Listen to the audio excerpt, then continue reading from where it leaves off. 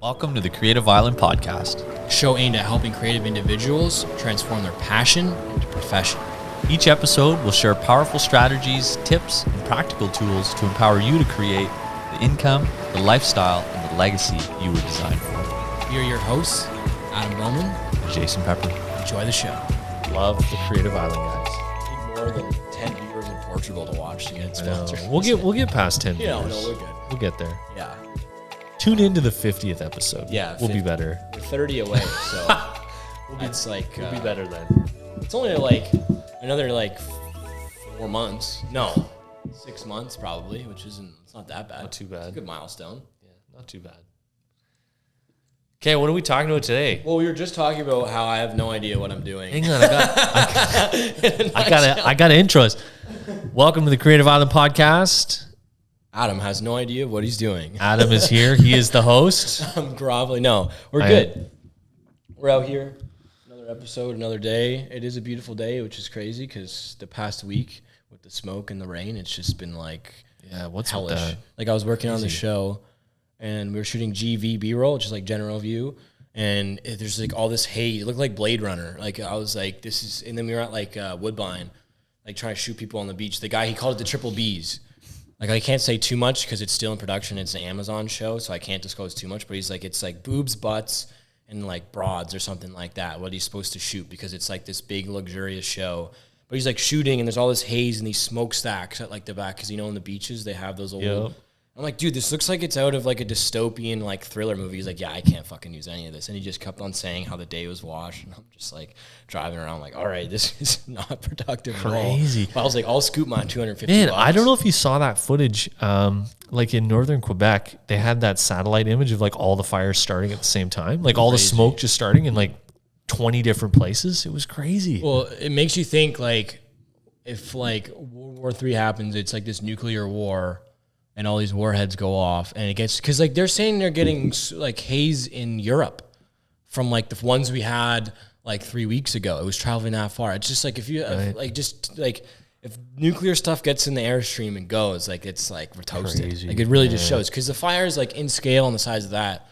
I mean, they're pretty fucking big. They were everywhere because it was East Coast and West Coast at the same time. Yeah, no, it was all over. It was Canada and the States, and then it wasn't East and West. There was fires breaking out everywhere. And it's crazy because now it's fire season. Before, when they started, it wasn't even forest fire season yet. Yeah.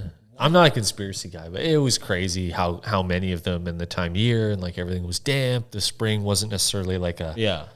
I mean, was it a really dry spring up there? I don't know. It wasn't that dry here. We got a lot of rain, so... But anyway, we're not talking about that stuff today. We're talking about another kind of fire, the fire to take vacation and how that fucking burns your business down. Yeah, we were just talking about how vacations are good because you get to unwind, recharge the battery, different scenery. But at the same time, I was just saying how my momentum has it's dissipated. It's gone. It's before I went off in, when did I go? May?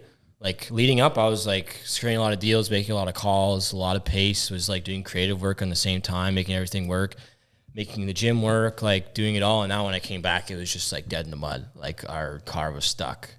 And it's just trying to figure out how to get out of that. But I have so much edits in the tank that I got to finish before I can start new ones. And it's just trying to navigate which path to go is just difficult. Man, I think it's so hard as a filmmaker. I mean, it's not just a filmmaker, but you spend so much of your time editing.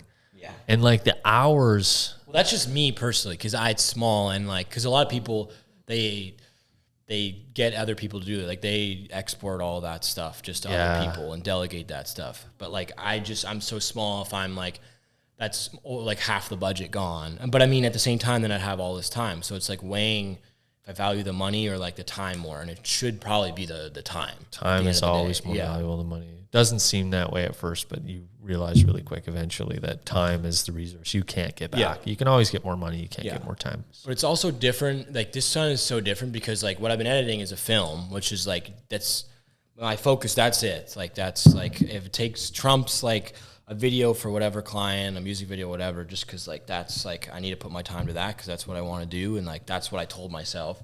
Right. So it's other projects I could give away because I'm you know what, they could send me the timeline and I could tweak it, but it'd be maybe 8 hours of editing instead of 2 weeks. But the film, it's 55 minutes long. And I'm just like, and I'm watching it back and I'm like, is this even worth it? Like you get all the creative, like you get the devil on the shoulder going like, this sucks, this is awful. And the angel's like, no, this is part of like your journey, the process. And then it's just like, well, all that time I've spent groveling about it, I lost like a couple hours I could be working or cold calling or whatever. So it's just like. It's always the hard balance between like, do I actually want money or do I want the notoriety of like making great films? Because if you make great films, you get to make more. You get to make more, but you don't get paid for all that extra finesse until you get paid to do all that extra finesse. And so that process can like literally just knock people out of the game. But even like I was reading an article yesterday and you heard of Squid Game, right? Like the Netflix show. So the dude, I forget his name, who like he made it. He was like the showrunner director. He got no residual money. He got paid to like shoot it, like the day rate of the union rate, whatever it was of whatever like the Directors Guild is in America. No residuals, nothing. They made $900 million on that show. So it's just like, that's like the biggest, that's the Super Bowl. That's like the arena you play in if you're at that level. Wow. And you're not seeing any of that. It's just crazy to me because it's like, I'm at this level. And it's so polarizing how different the levels are, but it's still like no return on. I mean, they greenlit a second show, and I hope he renegotiated the contract a little bit because he's like, I made you guys fucking $900 million. But it just goes to show like filming is such a shot in the dark. Like you could make it or break it. And there's so many famous, unfamous directors that did so well, but never capitalized on the fame or anything. And they just they were happy with that, but they were still able to do their thing. But at the end of the day, they left so much on the table because they couldn't reach out and grab it and optimize it, you know? So it's just it's a delicate walk, I think. But, you know, like look at like Happy Gilmore Productions and stuff. Yeah, you know? no, exactly. I think some guys are genuinely, you know, they kind of get the formula down and then it works and they can science, and they can rinse and repeat. Yeah. But then it gets stale, right? Then you go, it's not as exciting. Clint Eastwood always had a good thing. Oh, dude, he's the GOAT. Like, come he's on. the GOAT. I'm a big fan. I've always been a big fan. I was like in high school and everybody was watching like, I don't know, whatever the movies were coming out then. Was that 80s or 90s you're in high school? Oh God, yeah, late 90s, late early 90s, 2000s. Okay, yeah, you're not that old. We're only 10 years. No, it would have been mid 2000s. But anyway, so all these kids are watching these whatever teeny bopping movies. You know, whatever, going to the theater to see stuff, and I'm like, I still can't get past like the Dirty Harrys from the 70s. I'm just like, these are so good. Like, why? Like, Good, the Bad, and the Ugly, A Fistful of Dollars. Oh, like every one of them, every single one of them. Josie Wales, like all the good, all the good ones, right? But anyway, and then there's guys like him that just break all the rules. You're like, God, how the hell does this on guy fucking? I think it was Dirty Harry, the director. He wasn't directing it, and the director got sick. And they're like, all right, we got to halt production for 2 weeks. He's like, no, I have like all this stuff lined up. He's like, I'm directing it. Like, I don't care what you guys say. And he directed and acted in it for like the rest of the film because I realized I didn't really need the director anymore. So good. So there's like shots of him like in a crane with like a megaphone, where there's like this shot of someone scaling a building, and he's like right there, like in it and dressed in full costume. He goes down and ends up in like the reverse shot. He's in the scene, and it's just like this guy other level, bro. Like different. Like some people just operate on different speed, different time. Like they're like totally different. Like the Mark Wahlbergs and like the Dwayne The Rock Johnsons. Like they operate on such a different level than everyone else. And it's like, and Arnie just came out with his Netflix series. It's crushing it right now.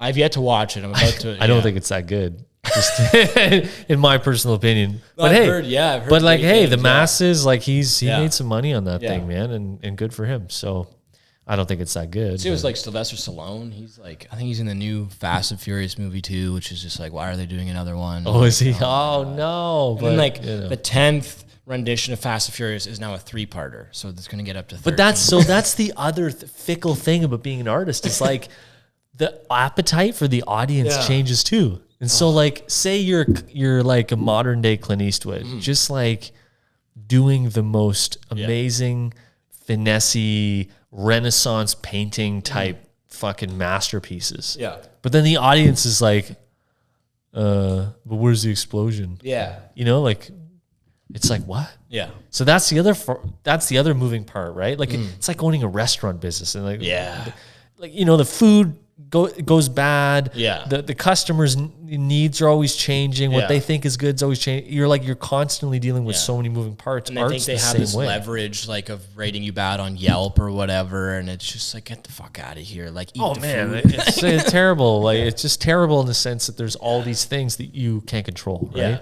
And there's so many things you can't control in art as well. Like, you make a great film, you make a crappy, like cookie cutter film, that and it dots all the dots all the I's, crosses all the T's, that checks the boxes. crushes it. Yeah. Makes it has huge opening days, crushes it forever. Yeah. Becomes a classic with the future generation. They don't even know any better, right? Yeah. It's like, that's frustrating. But like, I'm at a weird part now too, where like I'm gonna try to articulate it so you understand it. Where it's like all the only films I've worked on before, like in a creative capacity, where it's like I'm driving the ship or help navigate, or I'm like one of 5 key players in it. I've only been the longest one. I think is the second most recent one, which I think I watched a cut and it's like about 15 minutes. Other than that, there've been like 12-minute cuts, 7-minute cuts. So like when you make this thing, you spend a lot of time on it and you're ready to show it. Like that's the other thing about artists. Like you have to present it or else it doesn't really exist. Like you can do it and not show anyone, but then it's just like a diary or a journal. Like, you know what I mean? Like it doesn't get presented to the world. So like for film, it's like, it's the weird scale because you have to get people in to sit down and watch this thing. And before it was like, all right, I've spent, 100 hours on this and I'm stealing like 7 minutes to 15 minutes of people's time. I feel okay about this. It's not that long. Sure. If they hate it, they could forget about it. 7 minutes. This new one I did, it's 55 minutes long. I'm stealing an hour of people's time. And like I invited all my homies. So this Thursday, for this podcast, will be last Thursday. That's why I was asking if you were available Thursday. We're screening it at Bay and Bloor. And like, I'm just a mess because it's like, is it good? Like I was saying, like the angels are just like or the devil and the angel are yelling at each other. Totally. And to try to articulate, it's like, imagine like every time you have a job in the painting business, it's for Drake's house. And like every time you're showing it is like him walking through the door, experiencing the wallpaper and painting like every single time. Like that's every client you have is like Drake walking in and being like, this is my house, you painted it. So you're thinking about every single nook and cranny because he knows his house like the back of his hand. So that's how I feel when I'm showing this thing. Totally. Because it's just like, so I'm a mess right now because I'm like, I have to finish it. Did I do enough? Yeah. Did I check everything off? Yeah. And then like all the homies are there, which is sick, but I'm like, these people respect me as a filmmaker and I want it to stay that way. You know what I mean? So it's just like, I'm sure it'll be fine and I'm overthinking it like everything, but it's just like, it's just a whirlwind right now. And I just can't wait till Thursday's over. Yeah, for sure. Try to zone out. Sometimes it helps to zone out, look like, have like that celestial view of yourself on earth and just kind of zone out. It helps you kind of shake some of the day-to-day. But like, I just like that I'm thinking about the process more and then like the actual product or presenting of it, I'm just like, I don't even want to fucking be there, but I have to because it's my film. Yeah. So it's like, but we talked about that in the last episode, but I think it's such a valid point. Like I want to hit it one more time. You have to get addicted to the process. Yeah. Like you stop fantasizing about what the end goal is, what the result is at the end of the tunnel. Yeah. Like that's nothing. It's like saying, well, I want to be retired and a millionaire one day. It's like, well, that's the end. Yeah. What about the whole life leading up to that? Like, and it's kind of inevitable. Death or retirement, it's both, and like one's going to come before the other and they're inevitable. They're at the end of the line. Yeah. But like, okay, so you have failure and you have your successes in life, which is great. But your life is the space between. Yeah. That's your life. Yeah. That's your habits. Those are the things you choose to do every day. Focus on that. Yeah. You'll get the end result. You don't need to think about how much money you want to have one day or what kind of lifestyle you want. You need to just get obsessed with the process of getting it. Yeah. Like if you want to be a great filmmaker, just become obsessed with the process of making great films. Yeah. All that stuff at the end of the tunnel, all those gold medals, so to speak. Yeah. They're there. Yeah. When you obsess with the process. So it's a really heavy hitting point. But it's just hard now. Like because it's like my first foray into it because I'm calling it a feature, so it's like the first one. So then that always has weight. But then at the same time, I'm just like, this is a good first one, because then after it, you don't care anymore. You're like, this is just another one. Yeah, it just breaks the ice. Because like this is just one of many. Like the first short I did, I was like, oh my God, magnum opus, this is my first. It sucked. It was awful. And I'm like, I'm glad I got it out of the way, because the ones that preceded it were fucking sick. I mean, in my opinion. So I'm hoping this one is like not awful and it's good, but it just breaks the ice. And it's just like, I don't have to have this on a pedestal anymore. It's just, it just lives, you know, it thrives and lives. Totally. But like, yeah, you got to start somewhere. So that's why I'm kind of excited, because I'm just like, this is a head dive, like head first in. So we'll see where it goes. But yeah, if you're free Thursday, you should definitely come out and check it out. Man, free booze, free wine. Let's go. Yeah. Where is it? Hot Docs? Where is it? No. So it's not at a real theater. It's like where we do the live, like the live music with Andrea's thing. Oh, yeah. Yeah. So it's there. So that's another thing. I'm like, because I'm like, I don't know if there's going to be enough seats. Ask people to stand for 55 minutes is a long thing. And then we're showing it at 6:30 or 6:45, and it's in like the top floor. So I have to make sure I'm going into a test on Wednesday, but like everything, like in my mind, I'm just like, this has to be right. This has to be right. This has to be right. And if one thing's off, then like, I'm just going to think about that the entire time. And it's just like, it eats. That's the thing about being an artist. Like one thing's off of something you've worked so hard on, it just fucking ruins it. Like I've been in galleries where, like, it's a great gallery, it's sick. And then you talk to artists and they're pissed, like, what's going on? He's like, oh, the fucking lighting in here. And you look at it and there's like, you know, some shadows on some of the paintings or something. But it's like, you don't even think about that. But this dude, he's there. He's like worked to put his heart and soul into it. And this lighting's off and it just ruins his entire day. So tough, man. Yeah. It's a tough gig. Like, that's why we have this podcast. Yeah. Man. It's tough. You're not alone. Yeah. You got to vent about it too sometimes. You got to get it out. I already feel better. You know what, Jason? Thank you, brother. Well, what could we segue that into?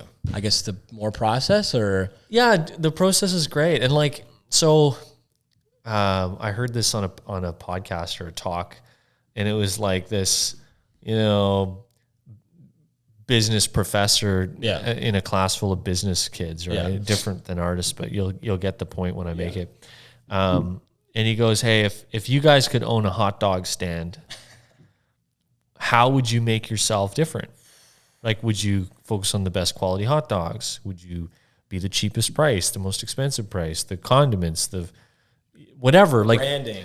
Like whatever, right? Pick what would give you, like, what would sell the most hot dogs? USP, your unique selling proposition, And the answer at the end was a starving crowd. Yeah, always. It didn't matter. It doesn't matter if you're the most expensive, the cheapest, the crappiest, the best. If you got a starving crowd, they're buying what you're selling. And I think, like, I'm segueing this in just to touch on the crowd. The film industry is always changing, and the appetite for people is always changing. For sure, yeah. And if you're gonna sell something to them, you better sell something that they're fucking starving for, or else they're not gonna eat it. No, 100%, yeah. And but anyway, I wanted to finish with that point. But back to the process. Like, just, you have to just get obsessed with the behavior and like not the process, because everyone can say, well, just like do the process every day. No. Like, get specific on like, what's the behavior? Like, what are you doing? Like, what are you eating? Yeah. What are you like talking about with your friends? What are your social, like, get obsessed with being the person you're trying to become. There's no shortcut there. Yeah. You know? No, I like that. It's hard. Yeah. Cause it's like, especially for me, because I started out this, like, I have a lot of different friend groups and stuff. I still haven't like made the circle too small, which is fine. But it's just like, when you're not in the community talk, like, there's people I know who just hang out with filmmakers and they're killing it because like that's who they surround themselves with. And I'm just like, I'm not there yet. Like, I still have homies that don't do, which I think is fine. But at the end of the day, like, you need to surround yourself with people who are way more successful, so you can not necessarily ride off the coattails, but just like see what wave they're riding, and then be like, I need to fucking cop a barrel of that wave and see what the hell that's going like, and then just do that and do that, instead of just like so much of success is just like you know that saying, success is like preparation meets opportunity. Yeah. And I think that in order to eventually have the success, you have to prepare, and part of preparing is like literally building your power teams, like building the right communities around you, going to the right events, just being in the know, being in the community, being in the conversation. And if you're there, you've already got, you're miles ahead of anybody who's just like not there. And so exactly, I think I said this on another podcast, but it doesn't matter. I'll say it again because it's really important. I think one of my first mentors told me, if you're starting a business, Jay, and you're doing less than 10 networking events a week, you're not trying hard enough. Yeah, you say that a lot. And so like, no, but it's so true. So it's like, how many times are you getting out of your little artist bubble and you're putting yourself in the room with other people, you're putting yourself in communities, you're putting yourself in conversations, putting yourself in the know, 10 times a week, right? Yeah, no, 100%. And there's like... That's the behavior of the person you want to be. That's what they're doing. So just you start doing their behavior, you'll start getting their result. Like totally. That's what it comes down. That's what I mean about loving the process. Yeah. And it's like hard for me because like sometimes like to meet people, you got to volunteer on sets before people understand like... Because you could send someone a resume or whatever, but like you have to work with these people before they let you into their club or whatever. Totally. And there's like a total, when you get into it in the film industry in Toronto, there's this total non-union club of really, really talented people. But like when you're in that, it comes in droves and you're set. But like when you're not, and you're on the outside looking in, you're just like, how the fuck do I get in there? And there's a lot of volunteer opportunities. And I'm just like, is it like, getting paid $200 for the same opportunity worth more than just doing it for free and seeing if you just keep on getting them? Like, you know what I mean? So it's like a hard thing, but I think you just got to bite the bullet. Sometimes you have to, sometimes it's political to get in. Like definitely. Like, and I don't like to play politics. I think that's a silly game. Somebody else is always in control. I'm not into that. It's like how often, or like, for how long can you kiss someone's ass and make them coffee before? I don't believe that at all. It's just not the way I do things. So if you can't get into the club you want, make a club and make it more. People want to lead politics. It's a thing. Like people are just. And if you can't get into that club, start a club with people and design it so that it only attracts the type of people you want. Like there's lots of ways around it. It's work. It doesn't matter what you do. It's always going to be work. I think it was just like the film. It's all politics. It's all political. Like it's all like that's why it's like you can't get away from it. You just got to figure out how to like most art is. Yeah, you just got to figure out how to leave it out of the game or like not necessarily affect your trajectory in a way that's like detrimental to yourself. Like because like I've always said like last year like a year and a half ago I was like you got to play the game because if you swim up water for so long, you're going to get, or swim upstream for so long, you're going to get tired and burnt out. You got to play the game to some capacity and figure out how to make it work for you. And that's what I've been trying to figure out is like play the game, figure out how to navigate it, and then just like going for the kill every so often just to optimize it, you know? Totally. Because there's some people you see who, like I've met, who have been trying to like get around playing the game forever, and they're just like, they're in their 40s or 50s and they're still trying to go against the grain, and it's just like it doesn't work for that long. So like you got to figure out how to like make the game like start playing for you to some way, like, you know what I mean? Yeah, no, for sure. I mean, you can try to fight your whole life and change the whole industry. You can be the guy, but I don't want to be that dude who's 50 who's yelling at the world but it's your fault. You could potentially risk your whole life and not actually achieve what you want to achieve, right? Yeah. So it's not, I don't want to say it's impossible, but the probability is way lower, right? So, or you fucking George Lucas, he made this black and white terrible, I mean, it's not terrible, it's like an art film, but this weird, forget what it's called. It's got like numbers and stuff in the title. It's like this weird thing he did after film school. Like back in the day, it was like in the 80s, it was sick. They'd just give you money if like you were successful in film school. And he made this film that like made enough money so he could start doing Star Wars. And it's like, if he'd listened to the people who said, you're an idiot, this sucks, you have no idea what you're doing, we'd have no Star Wars. And now it's $1 billion,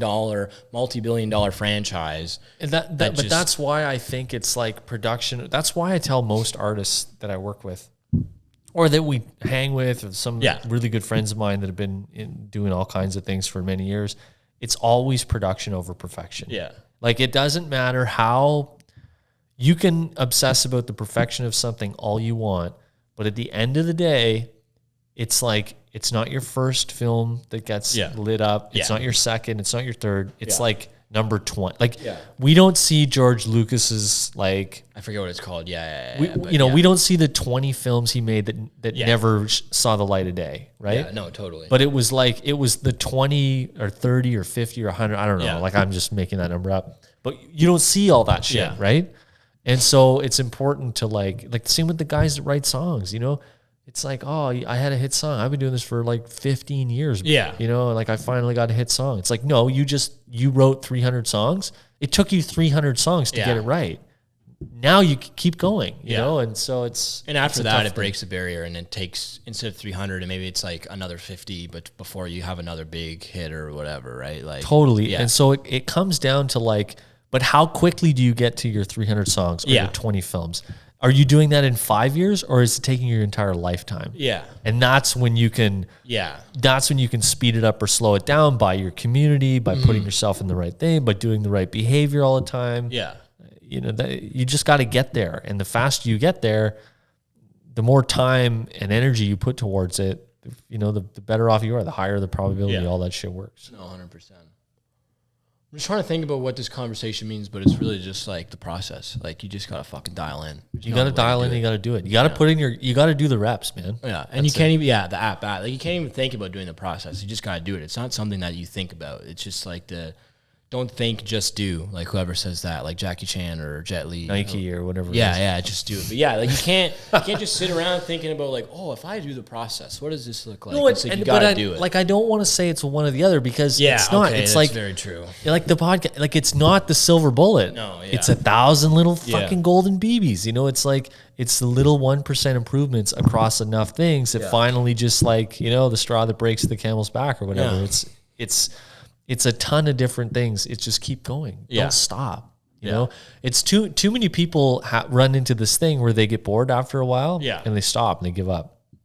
And everything, the relationships. Like I know guys that get to a certain threshold in a relationship, they give up. And they tap get a new girl, she's exciting, it's all fun, or a guy or whatever. 6 months later, or a year later, or 5 years later, they get to that same threshold and they quit again. And they have 3 kids and a mortgage, and you're like, what? Well, whatever. Like, people have all kinds of crazy shit. But that's what I mean. You get conditioned, right? And it's like, that's why all these successful people are like, oh, never give up. Never give up. It's a stupid little saying, but when you think about it, it's the craziest thing ever. Like never give up. Yeah. Don't take no for an answer. Never surrender. Never surrender. Like, whoa, that's crazy.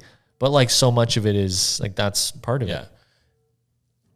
Fuck that. What was I going to say? Oh yeah. So like I was coming home from the movies. Whenever I see a movie, I'm not inspired. It's like my favorite thing ever. And like this year I've been telling people this is my worst year for like seeing movies. Cause I haven't really seen anything new. Like the first time I went to the theater this year, I think it was, I forget, it was like in February maybe, but we saw Cocaine Bear. It's the dumbest. I remember that. Yeah. We were filming, I think, the next day. Yeah, it was the dumbest. It was stupid. Like John Wick 4 came out the same weekend. I was like, we should go see this. They're like, no, buddy fell asleep. Me and my homie were just like, we made it unwatchable for other people because we were just talking mad shit the whole time. And that's one where you just leave and you're like, all right, let's go get pints so I can forget about that experience. Sure. But yesterday, I went to see Wes Anderson's new film, Asteroid City, and I just left the theater. You should see it. It's like, I like people say it's a caveat to like Wes Anderson because it's all this symmetry and like magical filmmaking. But it's just, it was a fun time. It's inspiring. It's got like the who's who of Hollywood in it right now. And I was just leaving and I'm like saw myself, I'm like in this tunnel with like, no light at either end, so I don't know where I'm in. I could be like halfway through, I could be like 5 steps in, but like I was just like, there's no point in turning around and going back out the way it came. Like you just got to go through the entire tunnel and see the light or whatever's at the end. Totally. Because there's no point. Like you don't even know how far you've gone. You have no idea how far you have to go. Might as well just see it through, because if you go back, like I could mail it in and get a warehouse job tomorrow if I wanted to, but I'm like, don't quit. Never give up. Never give up. Why would I do that? You've gone down so far one path. There's no point in like reneging and just going back to the way you came. I always think of that picture of like the guy, like the 2 guys mining for gold, and the one guy's like inches away and he's like turning around and he stops, and the other guy's just like, it's devastating, going at it. It's the most devastating thing ever. And if you get obsessed with the process and not the destination, you'll see it through. You'll keep going because you fall in love with like making the cold calls, going to the events, talking to new people, doing the little finicky things in the film, finding the, like your little nuances that make you who you are in the film industry, and you become obsessed with that. And before you know it, it just works. And like you hit the gold, you know, you get there, but you don't, it's not what the focus is on. The focus is on the process, and you just do it and never give up. Because as soon as you give up, it's over, it's gone. You go back you slide down to square one, and you got to build it all over again. And we only have so much time on this planet. Yeah. Don't give up. Yeah. If it's not where you want to be today or tomorrow or in 5, don't stop. Keep going. Yeah. Keep making those little improvements. You're never gonna get there. You'll never get there. Yeah. So it's like you see that a lot more. I think it's a lot more like polarizing in sports and athletics. You see it all the time. Like people who give up like mid-career, you could tell, like, and they just mail it in and they have nothing left. But you see like the LeBron James, this guy's still making playoff runs. Why? Because he fucking loves basketball. Totally. And he loves working on himself. He's obsessed with the process. He sports is a great analogy. You see football players all the time, right? And, they're like top level, like college drafts. Like there's, just at the pinnacle. Right there. And then like within 4 or 5 years, because they're not even at their professional career yet. Like they just got the opportunity. Their tires pumped like no tomorrow. And then you can see the guys who are in it for the riches, the money, the whatever the end goal is, and not the sport, versus the guys that are in it for the sport. Look at Connor McDavid, like the NHL player. Oh yeah. That guy's in it for the sport, man. And he loves hockey. That's the reason he's so good. He just eats, sleeps, repeats it, Big difference than a lot of the other players. But, like, that's the difference of, like, I'm never going to quit because I'm so obsessed with the process that I'm just going to keep doing that forever. And then, like, I was listening. I don't know if it was a podcast. It was probably something from Barstool, I think, because they work a lot with sports. And I forget what ball player it was, but they're like, what percentage of basketball players hate basketball in the NBA? And he was like 70%. I was like, what? Like, that's crazy to me. And you can kind of tell, like, in any sport you watch the game, you can tell there's some dudes or women, just some people who love it, and you can tell they're intense. They're like, whatever, like they're emotional. They wear it on their sleeve. And there's some where they're just like going through the motions. Like, oh yeah, I made fucking $50,000 this week. Sick. Let's do another week. And you just kind of see, and then they're not going to be regarded in like the Hall of Fame or whatever. It's just like big shocker. This translates to everything. Yeah, no, Look at high school. Look how many kids were straight A students in high school versus the ones that weren't. For sure. Guess what the straight A students were doing differently? They were doing the process. Yeah, they love doing the problems. They love doing the math problems. They did so many math problems during the in the homework and all this other stuff. So many times that they fucking did every problem on the test 30 times already. Yeah. So I was like, of course I got 100%. Yeah, when it comes, it's just like, I got this in the bag. Whereas everyone's like, I need an A, I need an A, I need an A. They don't focus on the process. So true. Oh my God. That's what I did the whole time. Man. But then that's 70, 80% of people, right? Then that's why I did way better in college, because when I kind of came in, I'm like, you just stay above a 65 to not go on academic probation. I'm like, 65? I could do that. I've been like a 70 to 80 student my entire life. I was like, I could do that, no problem. So I removed all of that esoteric nonsense about what a grade you get on something super subjective of a film or a paper. And I did way better than I ever did in any type of schooling, because I just didn't give a shit about like what you got on it. And you'd see it and you're like, oh, 70. Oh, I could do better next time. And you benchmark it, but you just don't think about that's your goal. Your goal is like trying to make a movie or trying to like, describe some amazing film from like the 40s that was like, like one of the pinnacles of film back in the day. And it's just like way different when you think about the actual work that goes into it than just achieving some nonsense mark that doesn't fucking mean And it's anything. okay to, like, success is okay. Yeah. And the milestone is great. But your life is the space in between. Yeah. And so that's that's what most people miss, right? Yeah. Like they just focus on the goal and or the end goal. It's fine. Like it's okay to know where you're going, but it's not okay to be the focus. Like the focus should be on the process. Yeah. And your energy should be getting the process right and conditioning and then not stopping. Yeah. Don't ever give up. Just keep going. Yeah. And you'll get there. Relentless. And if it takes you 50 years, it's because you didn't have the process right. Yeah. You didn't have mentors. Your container was too small. Yeah. You didn't have people going, hey, I had mentors for real estate a while ago when I was looking to buy properties. Because I was like, hey, if I listen to just my neighbors or the people around me who've never bought more than one or two homes in their life, I'm probably not going to get a good result. And so I went and hung around people that bought hundreds of properties. Yeah, that flip them every single day. That do it every day. And I'm like, whoa, now my process changed and it got better. And so, but it's the same thing with anything, music, art. Totally, homework. It doesn't matter what you're doing. Yeah. Just get the process right, optimize, make those little 1%. Get a mentor. Change your process by 1% and watch a totally new percentage change in the result. Yeah. It's mind-numbing. Yeah, I think the moral of the story is like, if you think you're stuck or you think you're somewhere and you want to stop, don't. You know what Never I mean? give up. Keep on going, even if like for me, if you like, I was halfway through this edit and I was like, man, this thing is a hot pile of garbage, and I just kept on watching like half of it back. I'm like, let's just finish it. You got to finish it. Like, you got a screen coming up, whatever. And then I finally finished, and I was like feeling a lot better about it because I was like, I didn't give up. You know what I mean? Like, I don't want to be woe is me, but like, you got to see things through to understand like the whole scope of what the hell's going on. Totally. Yeah. And remember, it's the guys, like going back to the high school reference or the school reference, it's the guys that are sitting in the room, whether they feel like doing it or not. Everybody's outside playing, and it's all cool, and everyone's like, come on outside, man, come play. It's the guys that don't stop doing the math problems. The guys that don't stop shooting the basketballs. It's the guys that don't stop shooting hockey pucks, or like whatever it is. Yeah. Those are the guys that get there. Mm-hmm. And so just focus on the process, get good at the process, and get it right, and keep going. Don't ever stop. Yeah. Let's end on that fucking bombshell of a quote. I love it. Thanks again for listening. Shout out to Sam Pellegrino. Check out our website, creativeisland.online. Isn't that what it is? Yeah. We got some blog. We're going to start up the blog again. We're going to start posting more stuff on social media. So just ride the wave. Thanks, guys. If you enjoyed today's episode, please leave us a review. And if you'd like to be notified of more episodes, please be sure to follow the Creative Island podcast now. Want access to exclusive content, our community newsletter, live events, and so much more? Visit creativeisland.online today to join the Creative Island community. See you at the top.